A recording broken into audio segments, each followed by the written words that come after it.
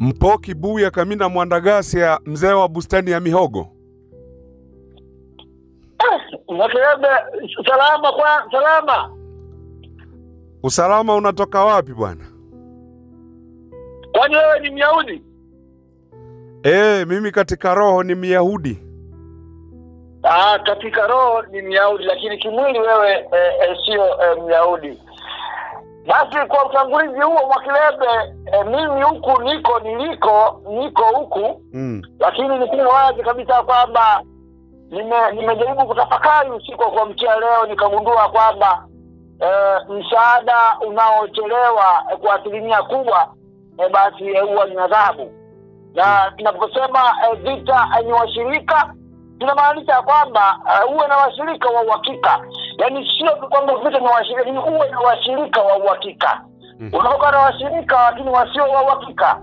Na ni kwa uzoefu mdogo ambao nimeuona kwa miaka hii michache, sana baada ya wazee wa Gaza kuvamia Israeli kule, lakini pia vile vile hapa katikati hapa vita kati ya Israeli na wabishi wa Lebanon, na lakini pia vile vile na kile ambacho kinaendelea upande wa Gaza, na utawala wa Joseph Biden, nikiangalia na utawala wa Donald Trump, ambapo yeye katika kiapo chake alipokuwa anaingia madarakani aliapa kuilinda na kuipigania Israeli mpaka pale ambapo kitakapokuwa kimeeleweka, na kimeeleweka kweli kweli.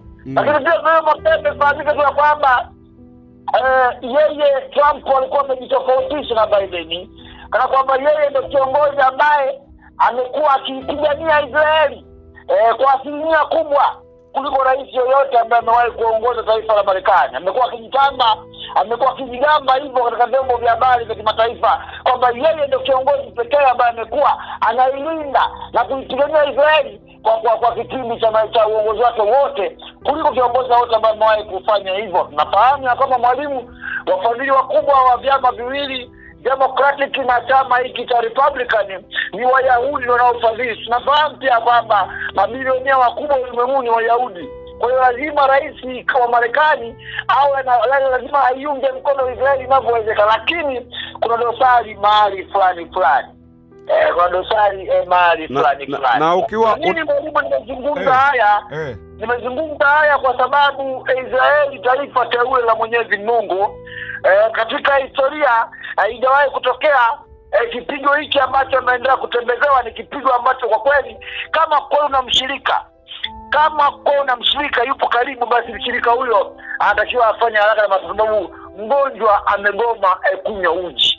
Mgonjwa amegoma kunywa uji, hatujajua anataka nini. Uji amegoma, na mara nyingi mgonjwa ukimpelekea chips anakula, lakini mgonjwa huyu ana chips pia amegoma kula.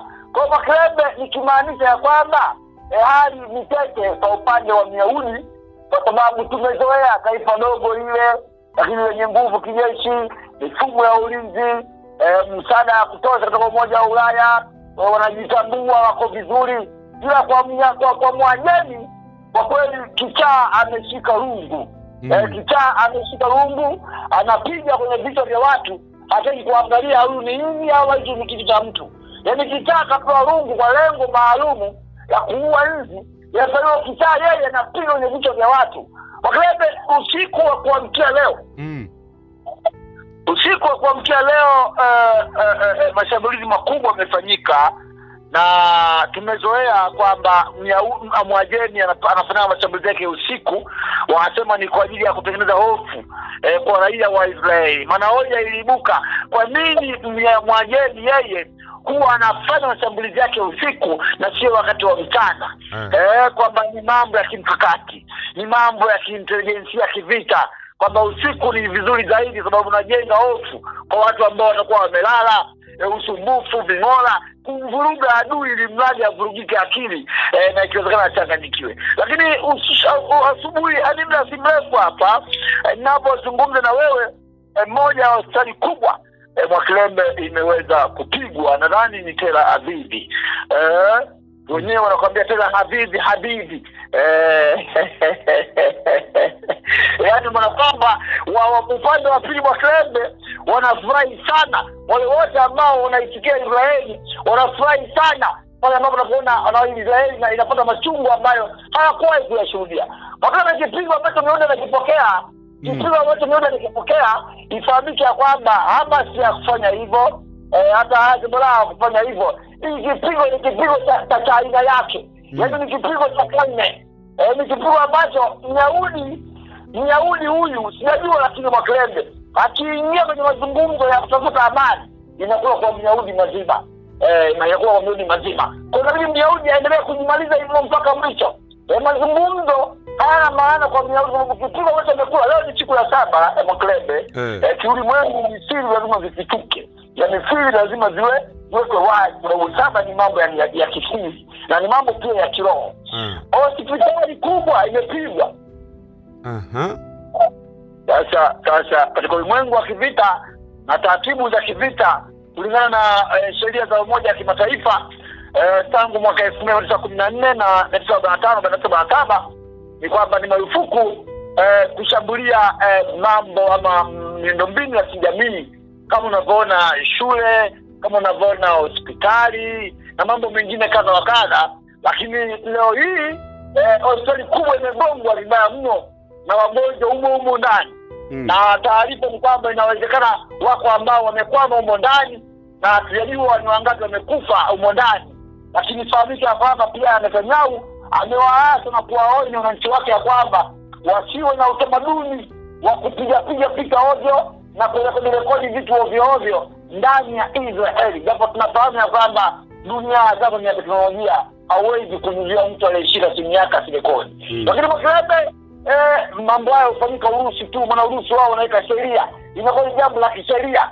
Msipige picha, ukipiga picha miaka 10 20 jela. Kwa hiyo lakini huku ukitoa matamko kwamba mtu asirekodi, watu wanarekodi. Dunia hii mambo ni mengi ndani mtatu. Wakati wao Mwakilembe, naomba tu nenda moja kwa moja nikusomee tu. Wewe mwalimu? Sasa Mpoki. Naam. Kabla haujasoma na wakati unataka kusoma hicho unataka kunisomea, umesema kwa mujibu wa sheria za Umoja wa Mataifa tangu miaka hiyo 1914 sheria ni kuwa hauruhusiwi kupiga maeneo ambayo ni kama vile hospitali, ni kama vile shule, ni makazi ya watu, makanisa, misikiti, huruhusiwi kupiga. Lakini mbona haya yote Myahudi yeye amekuwa akiyafanya Gaza? Ameyafanya Gaza sana kwa sababu ilikuwa ni fagia. Myahudi wao ndio ili sheria wameitunga wao ndio wanazivunja. Sasa sikiliza hapo kidogo. Nani amejitetea kwamba ameshambulia hiyo hospitali kwa sababu kwenye hiyo hospitali kuna kambi ya kijeshi ilikuwepo kwenye hospitali. Yaani hospitali hiyo. Utakumbuka kauli ambayo pia amewahi kutumia Netanyahu alipokuwa na uga, mbona unashambulia misikiti, unashambulia hospitali ile story ya Haifa, kama unakumbuka story ya Haifa kule Gaza.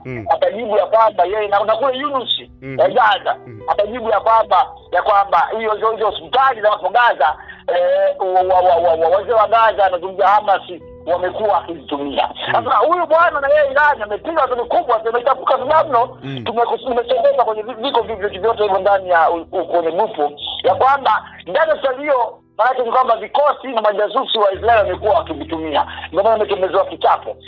Iran anagonga katika miji mikuu, maana hoja ni kwamba Iran anapiga sana miundombinu na majengo ya kiraia. Na wakati Israeli kwa kinya kubwa analenga sana masehemu za maamuzi magumu. Hivyo tunafahamu pia ofisi kubwa ya Mossad imepigwa na kituo kikubwa cha maamuzi kimepigwa pia ndani ya Israeli. Lakini pia vile vile fahamika kwamba Myahudi yeye bado hajaanza kulenga ndani ya hajaanza kuua raia ndani ya Iran. Kwa sababu hii ni ukunga tu, ni ukunga huko, ni majuto. Israeli anatamba lakini Irani anatembeza jalamba. Kama ilivyo upande wa Ukraine na Urusi. Israeli anatamba, Urusi yeye bado anaendelea kutembeza jalamba. Jalamba hili la Mwajemi limeoishtua ulimwengu. Ndio maana nasema kwamba msaada unaochelewa Msaada umechelewa ni adhabu kwa mtu ambaye anategemea huo msaada. Nikimaanisha kwamba kuna makosa tutakuja kuyajadili baadaye yanafanyika upande wa magharibi dhidi ya Israel. Kauli aliyozungumza Netanyahu alisema kwamba wanapitia kipindi kigumu mno. Sasa kiongozi wa nchi anazungumza hiyo, unataka afanyeje? Unataka afanyeje? Niruhusu niendelee au unasemaje? Sasa wanapitia kipindi kigumu mno, lakini alienda kuchokoza mzinga wa nyuki ni nani? Mzinga wa nyuki Mwakelebe, kuna mzinga wa nyuki wapi? Hiyo mashambulizi nayopelekewa huko nini, huko Tel Aviv na huko Haifa na Israeli yote, si mzinga wa nyuki huo mmeenda kuchokoza wenyewe? Nyinyi mko kwenye mazungumzo. Mmesema tuingie raundi ya 6 ya mazungumzo. Mazungumzo yanatakiwa yafanyike Jumapili. Ijumaa mmeanza kuvamia. Sasa hivi tena unalalamika tuna hali mbaya. Sasa hiyo ni nini? Mwakelebe, ni asili na ni huruka ya binadamu kutafuta huruma hata pale ambapo haipaswi huruma kuwepo. Na ifahamika kwamba kauli hizi za Netanyahu ya kwamba tupo katika hali mbaya, ya kwamba tunapitia kipindi kigumu, ya kwamba Marekani tusaidieni, ya kwamba Umoja wa Ulaya jamani njooni, hizi kauli ni kauli za kwamba anataka kuwaingiza Marekani kwenye huo mgogoro moja kwa moja. Anataka kuwaingiza Umoja wa Ulaya moja kwa moja, na nimeambiwa ameshatuma ujumbe kwa NATO pia waingie moja kwa moja. Analalamika hivyo ili wadau wake, ili washirika wake waende wakamsaidie mapema mno kabla hujafanyika uharibifu mkubwa zaidi kwa siku zinazofuata, kwa sababu ikumbuke mapigo haya yaani imefanyika mfululizo, yaani makombora mfululu. Uharibifu unaonekana ni mkubwa pia. Sawa? Japo tunafahamu kwamba ndani ya Irani pia imefanyika machafuko makubwa vile vile, lakini bado kwa Myahudi hali imekuwa ni mbaya zaidi.